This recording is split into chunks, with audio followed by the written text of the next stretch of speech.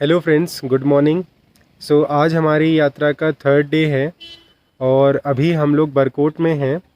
कल रात में हम लोग वही बरकोट से लगभग 3 किलोमीटर्स पहले एक होटल है, होटल अमनदीप गैलेक्सी करके। तो वहाँ पर ही हम लोगों ने स्टे कर लिया था क्योंकि रात काफ़ी ज़्यादा हो गई थी और हमें लगभग यहाँ तक पहुँचते पहुँचते 10 बज गया था। तो फिर ये हुआ कि बरकोट तक पता नहीं पहुँच पाएंगे नहीं पहुँच पाएंगे, अंधेरा भी काफ़ी ज़्यादा था, कुछ क्लियर दिख नहीं रहा था। तो फिर ये सोचा कि हम लोग वहीं पे रुक जाते हैं। और अभी हम लोग मॉर्निंग के वही लगभग 7 बज रहे हैं।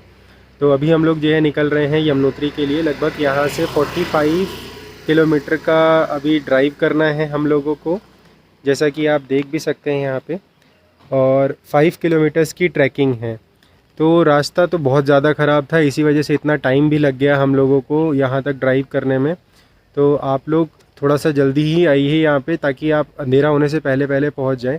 वैसे तो पूरी रात यहाँ पे हमने ऑब्ज़र्व किया कि गाड़ियाँ चल रही थी। ऐसा नहीं है कि रास्ता मतलब अंधेरा होता है तो यहाँ पे गाड़ियाँ नहीं रहती हैं, चलती हैं रोड पे। गाड़ियाँ तो कंटिन्यूसली चल रही थी, लेकिन फिर भी सेफ़र साइड के लिए अगर आप थोड़ा अंधेरा रहते ही अगर आप आ जाएँ तो ज़्यादा बेटर रहेगा आपके लिए। रोशनी में ट्रैवल करना पहाड़ों पे ज़्यादा सेफ़ रहता है। अदरवाइज़ आप पीछे का व्यू देख सकते हैं। ये पीछे जो आपको दिख रहा है ये पूरा का पूरा बरकोट है। यहाँ पे आपको पेट्रोल पंप भी मिल जाएगा। तो अभी हम लोगों ने टैंक भी फुल करा लिया है, क्योंकि अभी एक भैया मिले हम लोगों को, उन्होंने बोला कि भैया अगर गाड़ी में पेट्रोल कम है तो आप फुल करा के ही निकलना, क्योंकि इसके बाद 100 से 150 किलोमीटर तक लगभग कहीं कोई पेट्रोल पंप नहीं मिलने वाला है। तो आपको जो है पेट्रोल पंप जो है आप देख लीजिए यहाँ बरकोट में मिल जाएगा, और फुल करा के ही निकलिए, ज़्यादा बेटर रहेगा। तो अभी हमने टैंक फुल करा लिया है। आप लोगों को भी यही सजेशन है क्योंकि पहाड़ों पे गाड़ी बहुत कम एवरेज देती है, आप सभी को पता होगा। तो आप टैंक हमेशा फुल करके ही चलें अपने सेफ्टी के लिए। तो फ्रेंड्स ये देख सकते हैं ये बरकोट से रोड आ रही है बेसिकली, और ये यहाँ पे इन्होंने वेरिफिकेशन चेकिंग सेंटर बना रखा है। ठीक है, आप देख सकते हैं काफ़ी अच्छी सुविधा है यहाँ पे। तो जिन लोगों ने ऑनलाइन रजिस्ट्रेशन करा रखा है उनके लिए तो कोई प्रॉब्लम नहीं है, बट जिन्होंने नहीं करा रखा है ऑनलाइन रजिस्ट्रेशन तो उनको यहाँ पे अपना रजिस्ट्रेशन कराने की भी फैसिलिटी दी गई है कि आप यहाँ पे रजिस्ट्रेशन करा सकते हैं। यहाँ पे हेल्थ चेकअप के लिए कैंप्स भी लगे हुए हैं, आप देख सकते हैं वो ग्रीन कलर का। और यहाँ पे 55 या उससे ऊपर की एज वाले जो लोग होंगे उनका भी चेकअप यहाँ पे होता है। तो आप लोग यहाँ पे रजिस्ट्रेशन करा सकते हैं, अपना हेल्थ चेकअप करा सकते हैं। इवन अगर आपको कोई प्रॉब्लम है, कोई हेल्थ इशू है, तो वो भी आप यहाँ पे कर सकते हैं, चेकअप करवा सकते हैं। तो आप जब भी यमुनोत्री, गंगोत्री या चारधाम की यात्रा के लिए निकले तो आप अपना ऑनलाइन रजिस्ट्रेशन करा लें। अदरवाइज़ थोड़ी थोड़ी दूर पे ही धाम से पहले ही कुछ ऐसे ये रजिस्ट्रेशन के सेटअप लगे हुए हैं, तो आप यहाँ पे भी रजिस्ट्रेशन करा सकते हैं, हेल्थ चेकअप करा सकते हैं। तो जो भी जानकारी मुझे मिलती रहेगी मैं भी आपको जो है अपने वीडियो के थ्रू प्रोवाइड करने की कोशिश करूँगा। तो आपको बता दूं कि यहाँ पे सिर्फ़ और सिर्फ अगर आपको ऑफलाइन रजिस्ट्रेशन कराना है तो यहाँ पे सिर्फ़ और सिर्फ यमुनोत्री, गंगोत्री और बद्रीनाथ का ही रजिस्ट्रेशन हो सकता है। केदारनाथ का आपको कर्णप्रयाग पहुँच के वहाँ पे ही आपको रजिस्ट्रेशन कराना होगा, और कोई ऑप्शन नहीं है।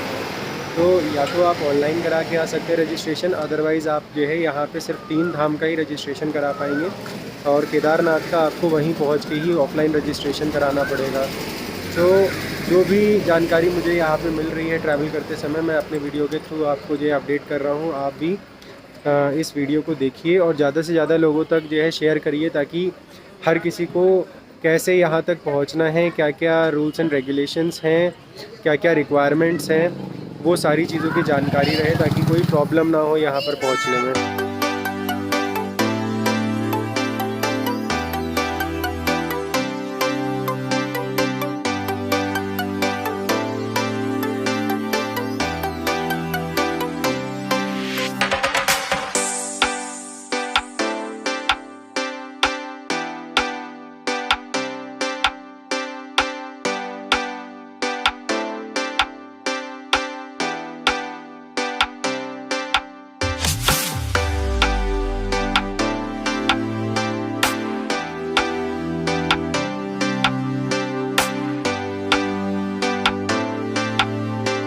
दोस्तों बरकोट के बाद लगभग 10 किलोमीटर्स और बढ़े हैं हम लोग। उसके बाद देख सकते हैं रास्ता बहुत ज़्यादा ख़राब हो गया है, और अभी इतनी उम्मीद नहीं थी कि इतना ज़्यादा ख़राब रास्ता होगा, लेकिन कोई नहीं, क्योंकि यहाँ पे आई थिंक स्नोफॉल काफ़ी ज़्यादा होता है, तो उस वजह से ही ये ज़्यादा ख़राब है रास्ते यहाँ के।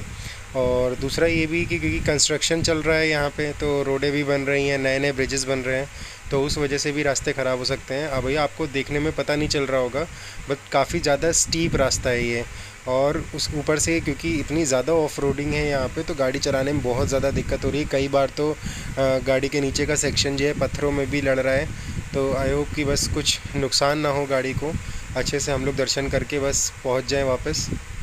तो बीच बीच में देख सकते हैं कहीं पे थोड़ी थोड़ी जो है रोड सही आ जाती हैं, उसके बाद फिर रास्ते ख़राब हो जाते हैं। तो अभी तक जो जर्नी थी हम लोगों की बरकोट से पहले तक, वहाँ पे हमें बीच बीच में कुछ जगह पे छोटे छोटे पैचेस थे जो ख़राब मिले, बस एक ही जगह पे लगभग 5-6 किलोमीटर का रास्ता ख़राब था। लेकिन यहाँ पे रास्ते ख़राब ज़्यादा हैं बरकोट के बाद से, और सही बहुत कम मिल रहे हैं। तो चलिए देखते हैं कहाँ तक हमें सही रास्ता मिलता है।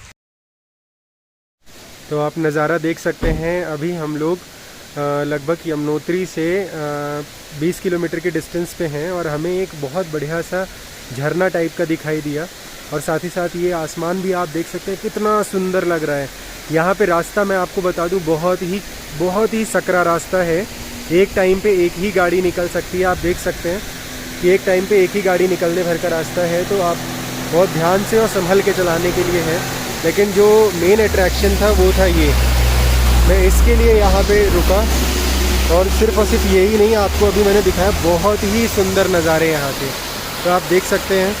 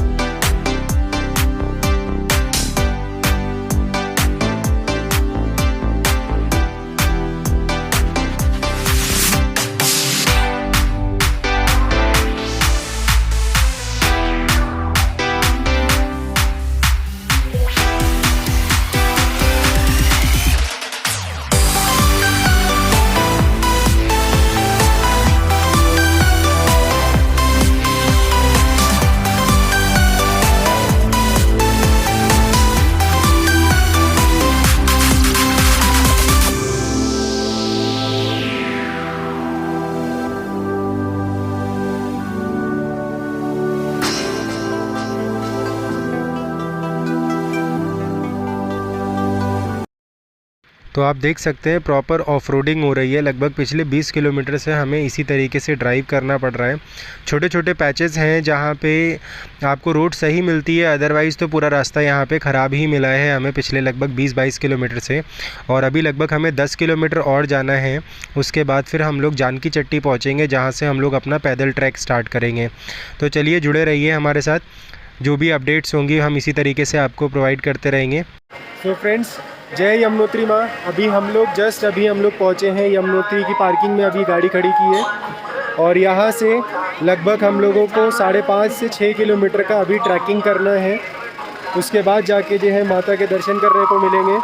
तो वैसे तो मैंने इससे पहले केदारनाथ, बद्रीनाथ और गंगोत्री कर रखा है, बट यमुनोत्री मेरा बचा हुआ था और भगवान की कृपा है कि मुझे इस बार का पहला दर्शन ही यमुनोत्री का करने को मिल रहा है।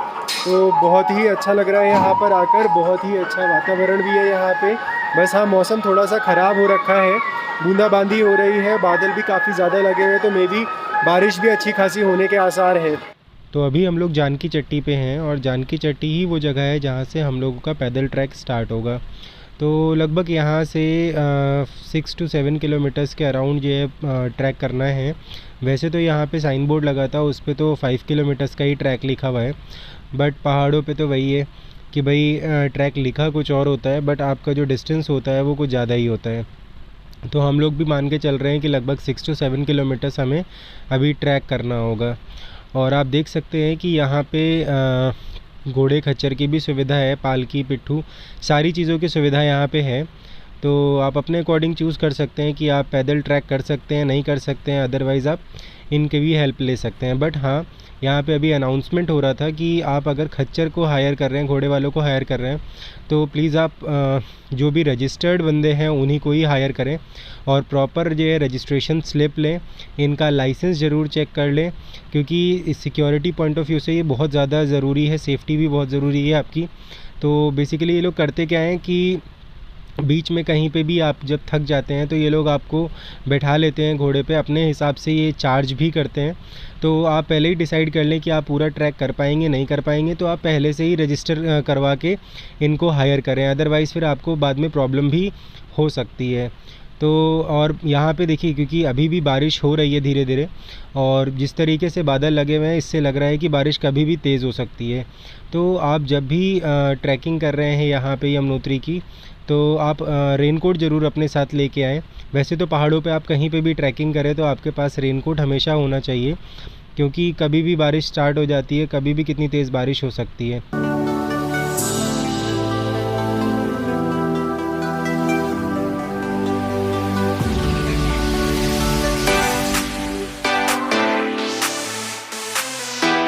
तो फ्रेंड्स, लगभग अभी हम लोग 3 किलोमीटर ट्रैक कर चुके हैं और अभी 3 किलोमीटर के अराउंड अभी और बचा होगा। वैसे तो 3 किलोमीटर लिखा है, लेकिन देखते हैं अभी कितना और बचा हुआ है ट्रैक। और यहाँ पे छोटे छोटे से ऐसे ही वाटरफॉल्स हैं जो यमुना जी में आके मिल रहे हैं।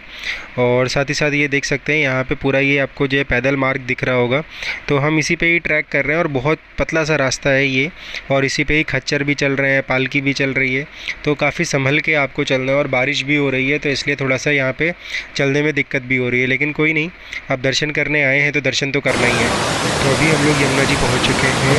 बस यहाँ से सामने ही देखिए आपको मंदिर दिखाई भी दे रहा है, तो बस थोड़ा सा और दूर चलना है, उसके बाद फिर हम लोग जो है स्नान करके दर्शन करेंगे यमुनोत्री माता के। तो यहाँ पे एक सूर्य कुंड भी है, जिसमें आप लोग यहाँ पे चावल, लोग जो कहते हैं यहाँ का जो प्रसाद है, लोग चावल लेके आते हैं और उसमें सूर्य कुंड में पकाकर उससे प्रसाद के फॉर्म में लेके जाते हैं। लोग यमुनोत्री धाम पहुँच चुके हैं और माता रानी के दर्शन भी कर चुके हैं। यहाँ पे जो तप्त कुंड है उसमें स्नान करने के बाद फिर अभी माता जी के दर्शन किए। भीड़ बहुत ज़्यादा है, बट दर्शन करने में बहुत ज़्यादा टाइम नहीं लगा, मुश्किल से 5 मिनट लगे, आराम से दर्शन हो गए। तो आप यहाँ पर बस जो मेन प्रॉब्लम है वो ये कि आप देख सकते हैं यहाँ पे कंटिन्यूसली बारिश हो रही है, तो बस यही प्रॉब्लम यहाँ की है, अदरवाइज़ सब कुछ बढ़िया है। तो आप आए तो रेनकोट अपनी पूरी तैयारी के साथ आएँ, बाकी दर्शन आपको बहुत अच्छे होंगे। तो दोस्तों, चलिए समझते हैं यमुनोत्री धाम के इतिहास को पौराणिक कथाओं के माध्यम से। तो जैसा कि हम सभी को पता है कि यमुना जी यमराज की बहन है और सूर्यदेव की पुत्री भी हैं। तो एक बार छाया माता ने यमराज जी को क्या किया कि उन्हें एक श्राप दे दिया। तो उस श्राप से मुक्ति दिलाने के लिए यमुना जी ने काफ़ी घोर तप किया। उसके बाद जब यमराज जी को उस श्राप से मुक्ति दिलाई, तो यमराज जी ने उन्हें एक वरदान दिया कि अगर कोई भी मनुष्य अगर भाई दूज के दिन वो अगर यमुना जी में स्नान करता है तो उसे कभी भी उसकी अकाल मृत्यु नहीं होगी।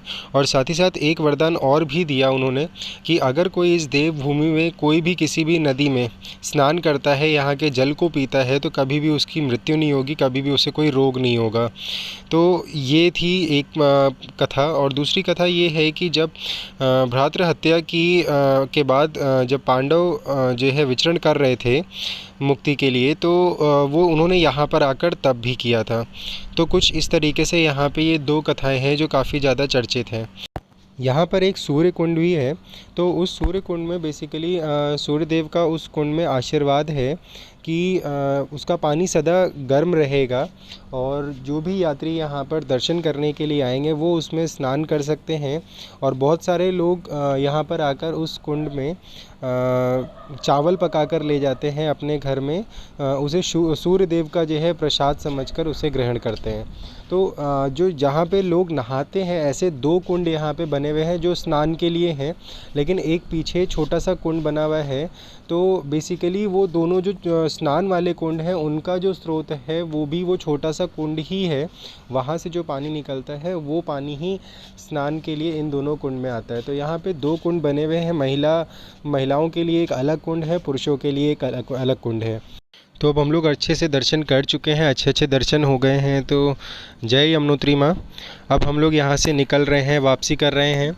तो अभी तो हम लोग पहले कोशिश करते हैं कि नीचे पहुँचें, फिर डिसाइड करेंगे कि हम लोग यहाँ पर स्टे करेंगे या फिर कोशिश करेंगे वापस निकलने की। तो दोस्तों, जानकी चट्टी पहुँचकर हमने डिसाइड किया कि हम लोग वापस बरकोट में ही आके रुकेंगे। तो देख सकते हैं 5 किलोमीटर और रह गया है यहाँ से। तो चलिए कल मिलते हैं हम लोग। जय यमुनोत्री माँ।